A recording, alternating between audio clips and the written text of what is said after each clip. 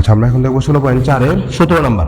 একটি লোহার পাইপের ভিতরের ও বাইরের ব্যাস যথাক্রমে 12 সেন্টিমিটার ও 14 সেন্টিমিটার এবং পাইপের উচ্চতা 5 মিটার।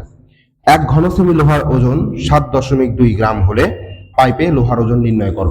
এখানে যে এক ঘন সেমি বলা আছে, এটা কিন্তু আসলে আয়তনে একক। তার মানে পাইপে ব্যবহৃত লোহার আয়তন আমাকে আগে বের করতে হবে।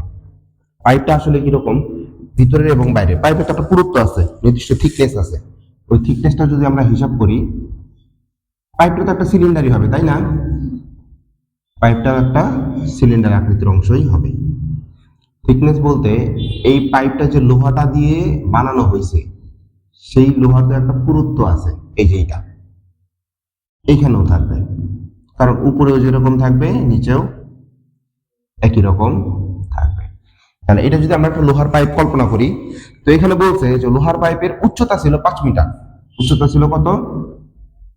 5 মিটার। এখান থেকে যদি আমরা উচ্চতা হিসাব করি, তাহলে উচ্চতা ছিল h ইকুয়ালস টু 5 মিটার।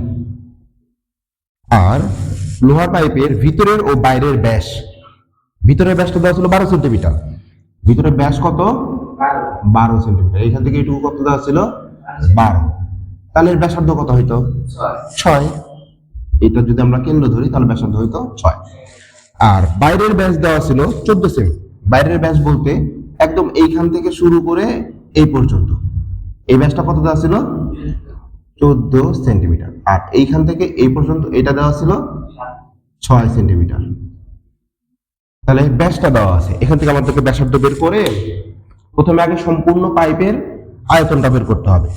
তারপরে পাইপের ভিতরে এই যে ফাঁকা জায়গাটা আছে, এই ফাঁকা জায়গাটুকুর আয়তন বের করতে হবে।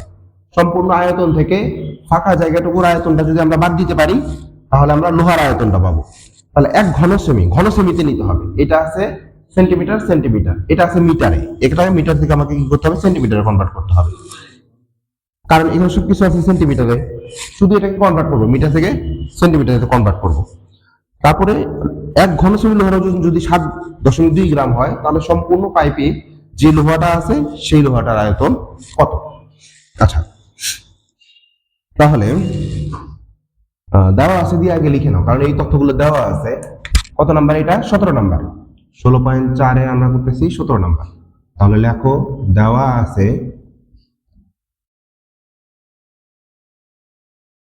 পাইপের উচ্চতা, আর হাত তুলে নাও, উচ্চতা h ইকুয়ালস টু 5 মিটার।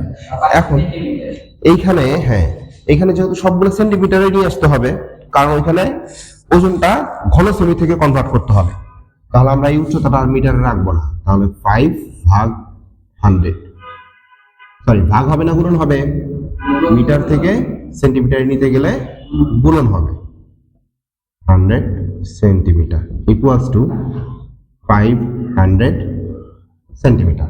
ওকে, আমরা উচ্চতাটা পেয়ে গেলাম পাইপের। আর কি কি তথ্য দেওয়া ছিল? পাইপের বাইরের ব্যাস দেওয়া ছিল। পাইপের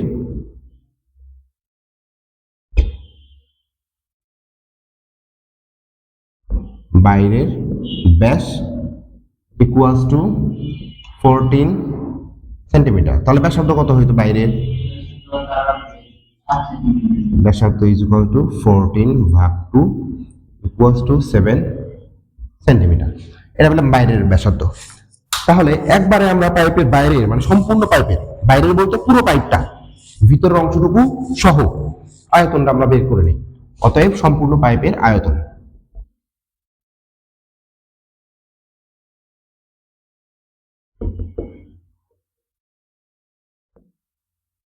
সম্পূর্ণ পাইপের আয়তন equals to pi r square h. আচ্ছা, পাই আর স্কোয়ার এইচ, তাহলে পায়ের মানটা বসাই। পাই, ওটা ক্যালকুলেটরে বসাই নিব। এখানে আর এর মান 7, উচ্চতার মান 500। এটা হবে ঘন সেন্টিমিটার। তাহলে পুরো আমরা ক্যালকুলেশনটা করে দেখি কত আসে।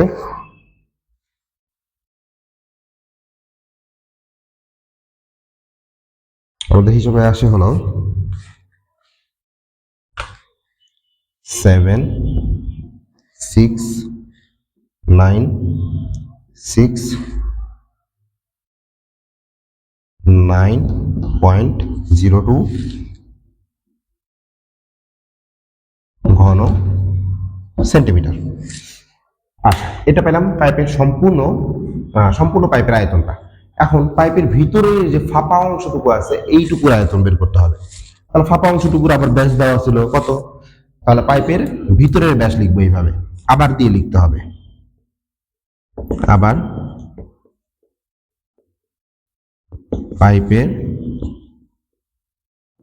ভিতরের ব্যাস সমান কত সেমি দেওয়া ছিল বলতো, 12 সেন্টিমিটার।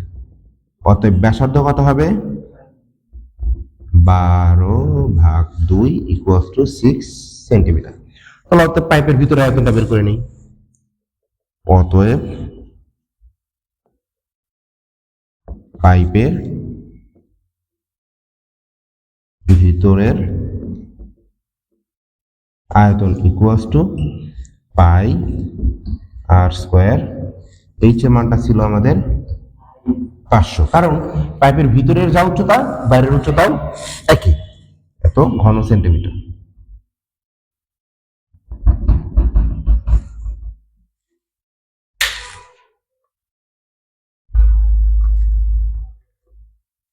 ওকে,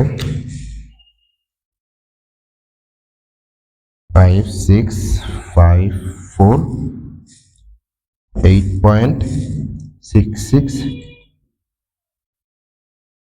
ঘন সেন্টিমিটার।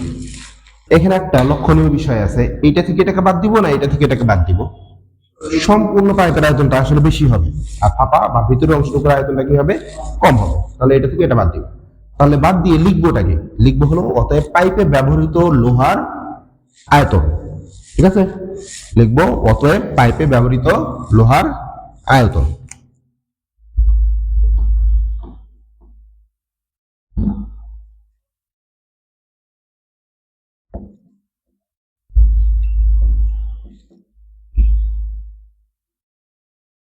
অতএব পাইপে ব্যবহৃত লোহার আয়তন, প্রথমে আগে এটা লিখবো,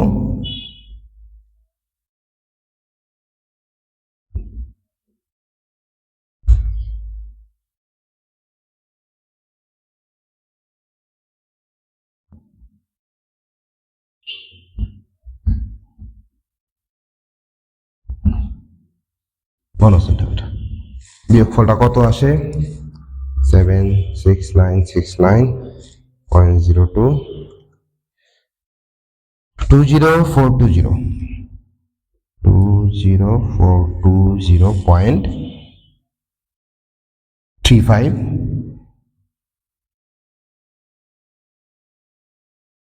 ঘন সেন্টিমিটার।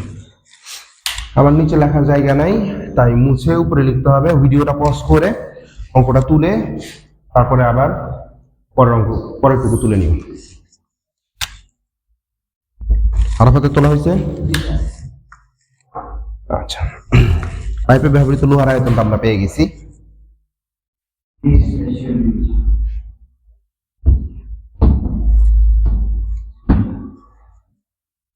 তাহলে প্রশ্ন আমাদের একটা হিন্টস দিয়ে দিছে, সেটা হলো 1 ঘন সেমি লোহার ওজন 7.2 গ্রাম। তাহলে এত ঘন সেমির ওজনটা কত, তাহলে আমরা সরাসরি লিখে দেবো অতএব পাইপে ব্যবহৃত লোহার ওজন। কারণ 1 ঘন সেমিতে যদি অত গ্রাম হয় তাহলে এত ঘন সেমিতে কত গ্রাম, শুধু এটার সাথে এটা গুণন করে দিলেই হয়ে যাবে। অতএব পাইপে ব্যবহৃত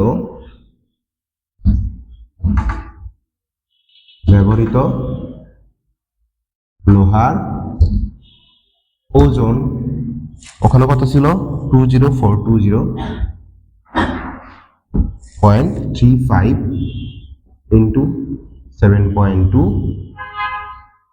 গ্রাম। গ্রামে অনেক বেশি আসবে, আমরা চাইলে সেটাকে আবার কেজিতে কনভার্ট করে লিখতে পারবো।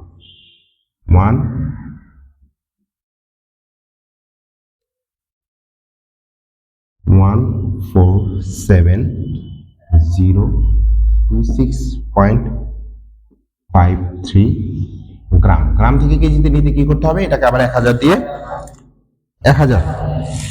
দিয়ে ভাগ দিব। 147.02, সরি গ্রাম না, এখানে হবে কেজি বা কিলোগ্রাম যেটাকে বলি আমরা। এটাই আমাদের কাঙ্ক্ষিত উত্তর। বুঝতে পারছো? তাহলে আমাদের 16.4 মোটামুটি শেষ।